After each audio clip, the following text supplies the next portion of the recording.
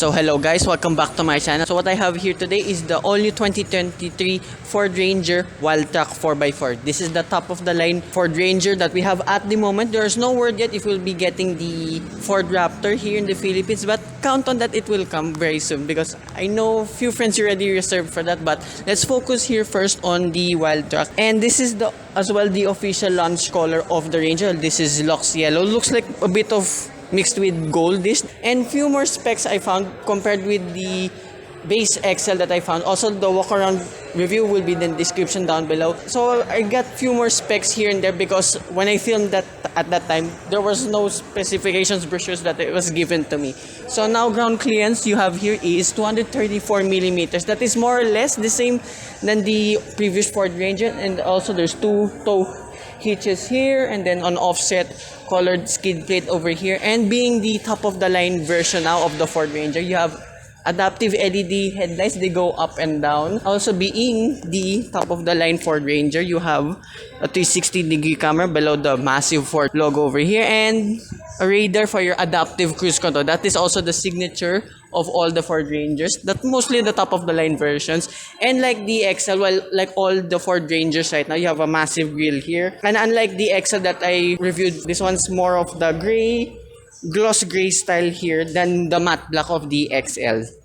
And then as well, being the top of the line version, you have LED fog lamps as well here. And something I did not discuss with the base XL, the hood here now, there's a lot more creases here and there since these are very big turbocharged diesel engines. And like again with the new Rangers, there's no more 2.2 liter turbocharged variant, but I'll get to this engine later on. So before we continue on with this walk around review or full review, I'll get to that in a bit. I would like to thank Ford EDSA Green Hills, Mrs. Yi, Sir Paulo, and Miss Sheen for allowing me to walk around, full review this 2023 Ford Ranger Wildtrak. Their details will be in the description down below. So side profile now of this Wildtrak, being the top of the line version at the moment, you get cameras here below the side mirrors for your 360-degree camera. There's also a function in side vent over here, like all the Rangers at the moment. But being the bi-turbo engine, there is a bi-turbo logo here. It's gloss black compared to the XL's chrome turbo layout only. And then this is more like it, I gotta say, because this Wildtrak has now a side step. So getting in and out is much easier compared to the XL. And as well, you have roof rails as well over here. They have a capacity of 350 kilograms. And then here in the load bed, as you can see already, there is a roll hoop here. One honest complaint only, it doesn't stick all the way here, so it cannot act like a shade in case you have people here sitting down in the load bed. And then more hoops here in case you want to tie down stuff here. That's not present, by the way, in the XL variant. And as well, being the top of the line Ranger Wildtrak, you get graphite wheels. And the design, yeah, it's pretty straightforward. It's alright for this kind of pickup truck. And like all the Rangers at the moment, you get a side step here. You can literally shortcut if you want. I can already go over this. And also, what's new for this Ford Ranger, there is a blind spot radar here in the rear LED taillight. So in case you're going to a Shell gas station, you won't hit any bollards here on the side. And also, being the top of the line version, compared with the XL's unassisted tailgate that went really well. XL base variant, there is no assist for the. This one has an assist. I mean, I can literally with one hand, that's so easy to do. But before we go to the load bed, few more key differences here with the Wildtrak. Of course, you have the Wildtrak logo here, and like the XL, there's a 4x4 logo here, but this one's all in matte black. That looks a little bit better, and there is a reverse camera as well down here. Tow hitch here, the spare tires underneath, and then you have the graphite gray here as well on the rear bumpers. Oh yeah, and there's rear bumpers compared to the XLs. So hit or miss with me now with the XL's absence of the rear bumper, but either way, with or without it, I'm okay with it. As well, being the top of the line Wildtrak version, you get rear disc brakes compared to the drum brakes of the XL variant. And let's go back now to the tailgate. This is so this is really weird for me. I know I've owned pickup trucks before. I usually do two hands or use my body, but for this Ford Ranger, I mean, that's so easy. And few more things now I noticed here with the load bed. Of course, you have that load bed cover now. And compared with the previous generation's load bed, there is no more place here for your phone, but there's a place, at least it looks like, that you can put your water jugs and cups. Now I have specifications as well for the load bed. So the load bed capacity now is 985 kilograms. That is little bit better than the previous generation. And take note, this is the automatic variant. A lot of toys here and a lot of Easter eggs here. There's like a hidden Ford logo here on the side. As you can see there's that Ford logo as well in the middle of the load bed. But what's really cool, I just found it just now. There is a 12 volt socket over here and a 230 volt outlet over here. So you can charge a laptop, or in case you're gonna go camping, that will come very handy. And then there are 4 tie down hooks all around. And I didn't mention this as well in my XL walk-around review. The straps are red. I've not seen that in any other pickup truck aside from the Rangers. Yes, even the XL had red straps as well. So that's about it here in the load bed and the exterior of the all-new Ford Ranger. I'll show you the interior. Still mesmerizing that this has an assist. So the interior of the all-new Ford Ranger Wildtrak, new angle against the light. And like my case before, I do prefer the door studs of the previous generation. But this one, for this Wildtrak, and well in general the new Ranger, they still sound pretty good. Mwah. And finally, I was able to demo the digital cluster and the infotainment system. It is crazy. I mean, there's a lot you can do with the digital instrument cluster, and then for the 10-inch portrait infotainment system, you still have wireless Apple CarPlay and Android Auto. What's nice though, the cameras. I was able to demo everything, the 360-degree camera, the front wide view. There's a lot of stuff you can do with the cameras, by the way, and it's really crisp, the resolution and everything. And then here in the interior, much improved from the XL variant. I mean, the XL base variant is not bad at all, but compared to that, and then sitting here in the Ranger Wildtrak, it feels way more premium. There's less plastics here. As you can see here in the door cut, there's that orange stitching. So whatever color you get with the Ranger, you will get body colored stitches as well. And also being the Wildtrak variant, you have a Wildtrak insignia as well in all of the seats. The front seats only, by the way. And like every Ranger, there's that very fancy door handle. I love that, how that opens. That too is still plastic, but it's fine. Same designs with the air conditioning vents with the XL variant, but unlike the XL variant now, the safety reminders here on top of the dashboard, you can see a lot more stuff. Not just only the passenger airbag, there's like seatbelt reminders as well for the rear seats. That's what I only know, by the way. And then on the door cards, conventional window switches, chrome here, graphite gray here on the door, and then you have cubby spaces and 2 bottle holders on each side of the door. Same layout like in the XL, one small one, one big one. My water jug fits in one of them at least. And then here in the center console, you have 2 more cup holders with plastic grips. Fits my water jug perfectly. And then here on the left side, same layout like all Rangers, and like the previous gen, the light controls are here below the left side.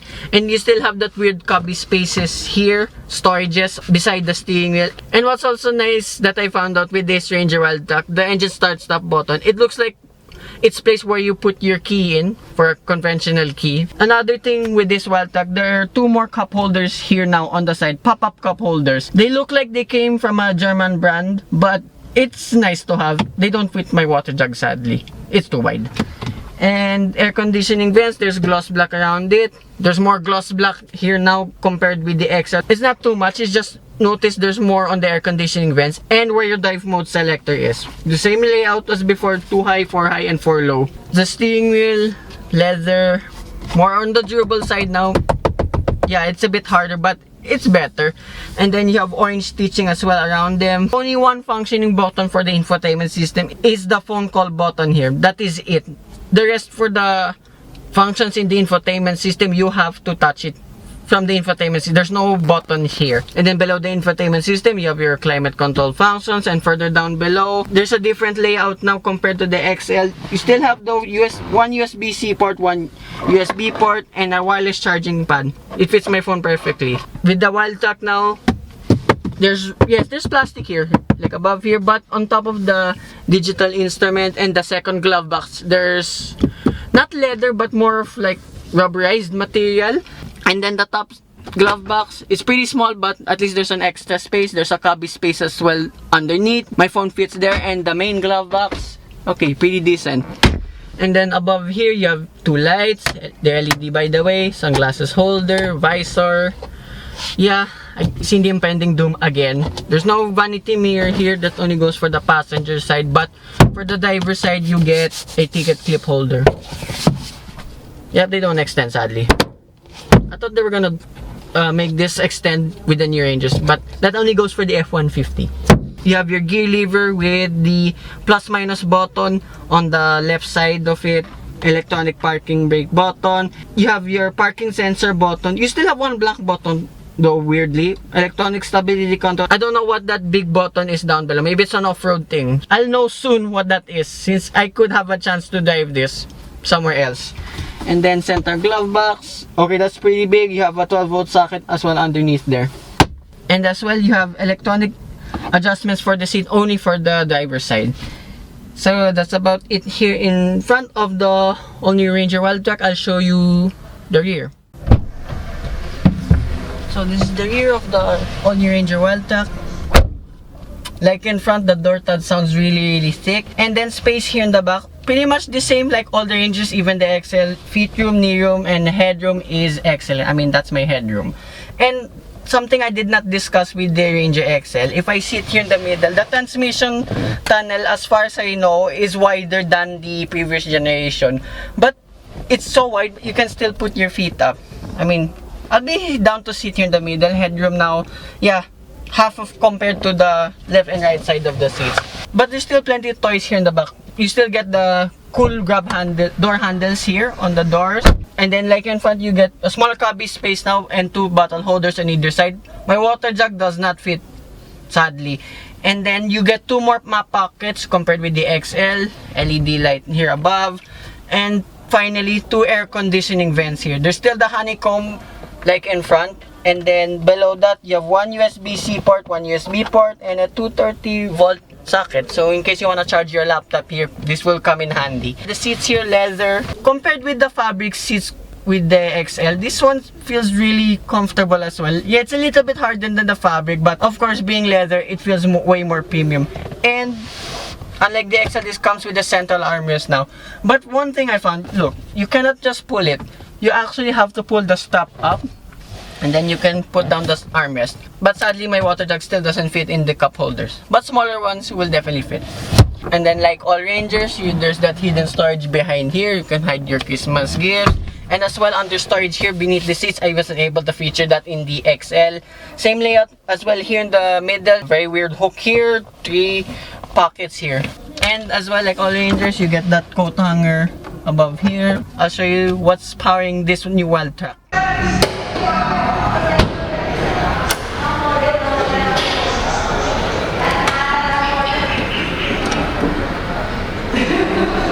So this is the engine of the all-new Ford Ranger Wildtrak by Turbo. This is powered by a 2-liter by Turbo, turbocharged 4-cylinder diesel engine that produces 210 horsepower and 500 Newton meters of torque. Similar figures with the Ranger Raptor of the previous generation, but yes, exactly the same engine, but there are a few notable changes like the fuel injectors and remapping for the 10-speed automatic transmission. I've always wanted to try on how the 10-speed works. What I know and seen from reviews so far, that the 10-speed hunts for the higher gears always to save fuel economy, but everything is fine if you put it in sport mode. So I can't wait to try that out. And few more things I noticed on the engine bay compared with the XL for some reason. Okay, there's a space here. You notice why is there a big space over here? That's actually a place in case you want to put a second battery. Of course, being the Wildtrak, you're going to dress this up a lot if you're planning to go off-road a lot. And I noticed there's another space here. I mean, look at that. Compared with the XL variant, just found out here on top of the engine. Ford actually meant to design the engine bay like this. That is for the space for the 3-liter twin-turbo V6 engine that you get in the Ranger Raptor. So it is a cost-saving measure only. So that concludes my walk-around review of the all-new Ford Ranger Wildtrak. So I'd like to thank Ford EDSA Green Hills, Sir Paulo, Mrs. Yi, and Miss Shin for allowing me to walk around review the new Ranger Wildtrak. So hope you guys like and subscribe. And I will see you with more future car reviews. Bye-bye.